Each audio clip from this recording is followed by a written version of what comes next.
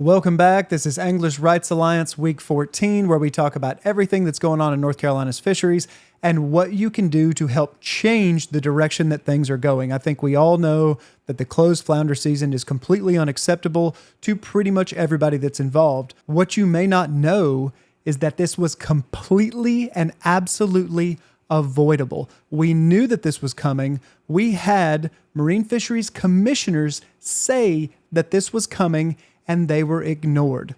I'm going to send you right to the video.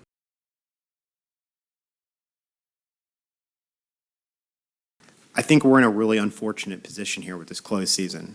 And you can go back and you can read the record from the February 2022 meeting in New Bern, where I sat there and argued with Commissioner Posey and Commissioner Tom Hendrickson about their motion to delay the reallocation was going to cause this to happen. And I said, their motion was kowtowing to commercial industry and was going to cause a recreational overage, which was going to cause a closed season and was going to be really disastrous. Just what we're seeing today.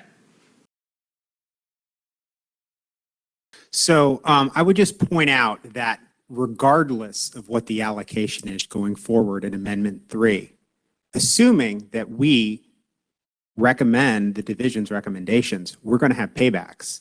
Whether the recreationals have 10% or 90%, with paybacks, the season could close. Well, it seems like he hit the nail on the head there, right? So I wonder what Commissioner Roller thinks about the trout plan right now.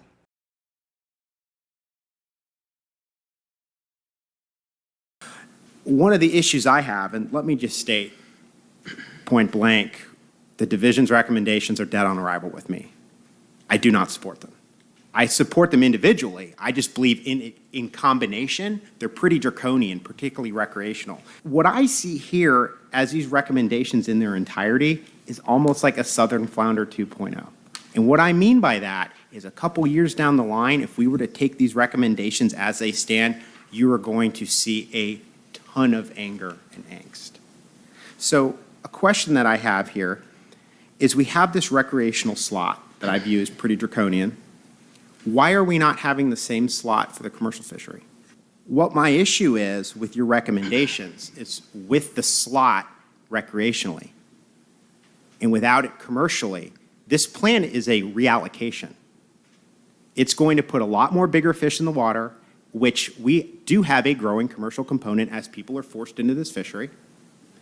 We're going to be reallocating those fish, or we're going to see that fishery expand. So I can't support that without some sort of harvest cap like red drum. Or, like what we should be doing, is going to 100% hook and line fishery. All right, so I tend to listen to commissioners that appear to be able to tell the future. He has said that this looks like a reallocation. This is the same thing I talked about in my last video. If we put these larger speckled trout back in the water, it is very likely that they will end up in the mesh. And it's simply a matter of how the gear functions. If the fish are there, they are very likely to be trapped in the mesh and be taken by the commercial sector. Now, the reason that this is such a concern is because in recent years, in fact, since 2018, the commercial harvest has tripled.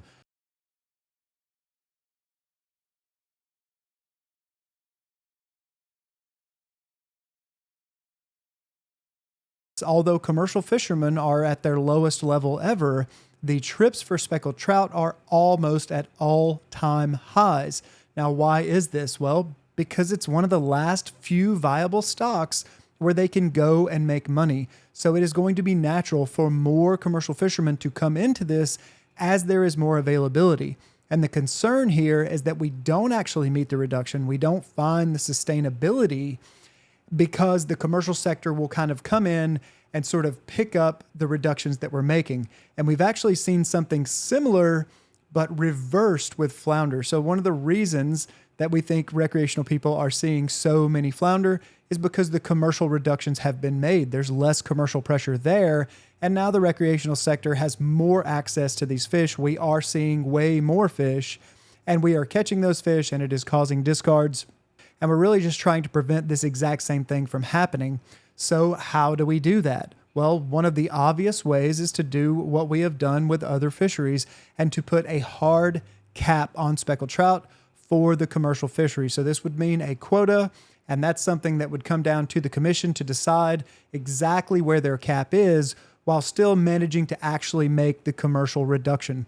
Obviously, there's also a big concern with the January-February closure and the mullet season still being open. Commissioner Roller talked about this as well. So mullet and trout happen in the same places with the same gear at the same times of year.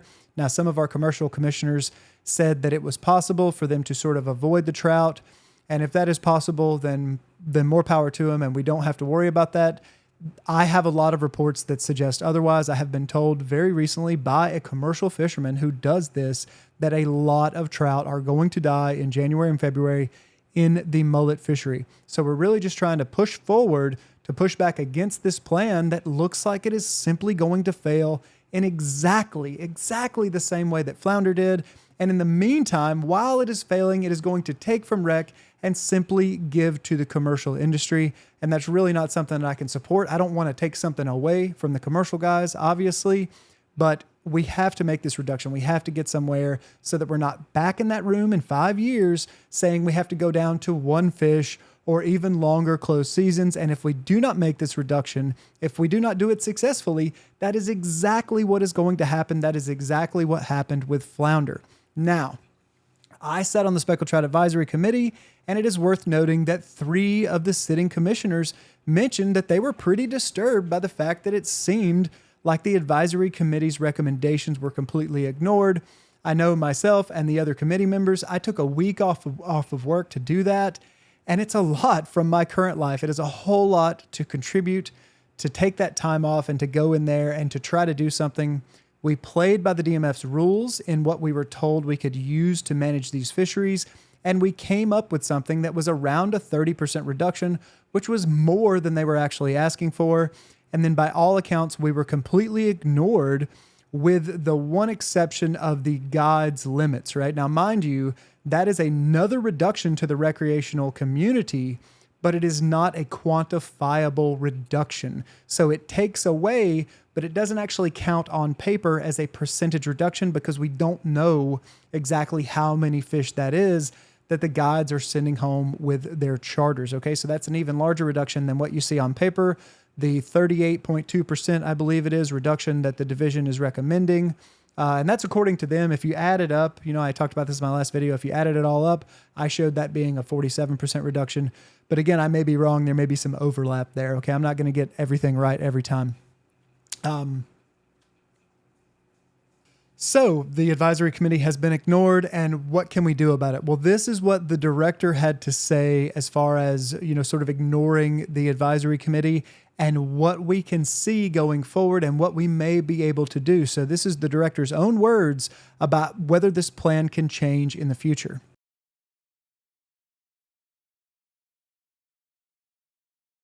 It's not that we're not listening to the advisory committee or that we didn't hear their input or appreciate their input, but it doesn't necessarily translate from their discussion, may not translate into our recommendations, and two, which both Melinda and Lucas have talked about. These are preliminary recommendations, and we will consider public input, additional input from this commission as this continues on through the process, and most likely some of those recommendations may change. So the AC's discussions influenced the options in this plan, and the public's input will also influence the option in this plan as it continues to go through the process.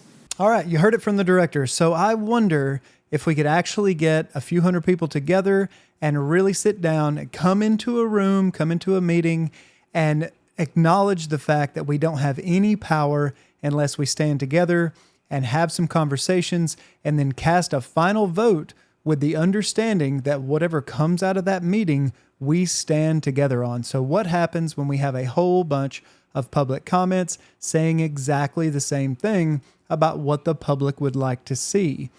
Are we just going to be placated again? Is this another check in the box, or are they actually going to move management based off the public input? it's really hard to know. I have to say, after the advisory committee meeting, I don't have a ton of faith, but what I do know is if we have a large group of the public stand together on something and then we are completely ignored, it is going to really expose what is really going on here and the fact that they do not care about the public input.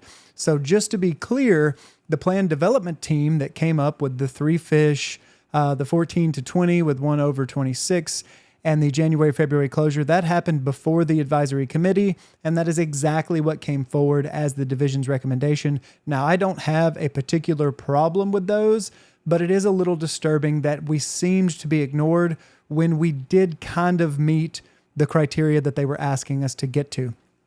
So from here, one of the biggest things that we can do is start getting together. Again, over on Anglers Rights Alliance, it is very difficult to get organized, but we are going to try and form some groups of people to actually meet up, whether we're on Zoom calls or WebEx or in person, and sit down and have these conversations, talk about these things, and come to a final decision. Folks, please take the opportunity to put your recommendations in the comments as well. Please call me, text me if you don't agree with anything that I've said. We really need to get everybody in on this because we can't see what all of you see. So what you see matters to me, but we do have to come to some kind of a point where we stand together, because if we all just go in and we say something completely different, then obviously the commission is not going to have to respond to that. So we really have to focus on trying to get together.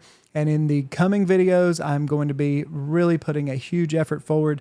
Again, anybody that wants to call or email me and be a part of that, to be a leader of a region or a particular group of people that represents one interest or another. And then we can have a big group, and over there on Facebook as well at the Anglers Rights Alliance Facebook page, we're going to be having discussions on there, probably going to put up a public vote with the understanding that we are going to stand together with whatever comes out of that vote. We have to have a little bit of mutual respect for our fellow fishermen to get anywhere.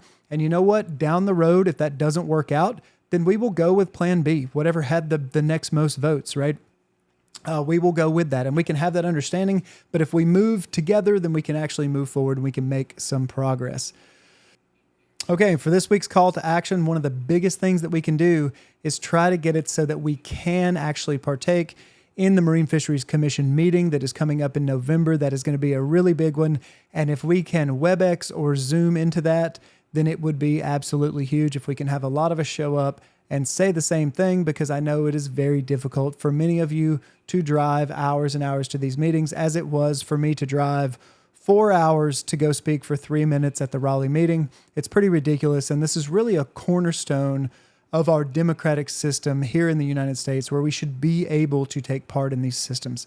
Thank you all so much for watching, and I will see you either next week or it might be 2 weeks from now. Still working on a big project on the side. Out of here.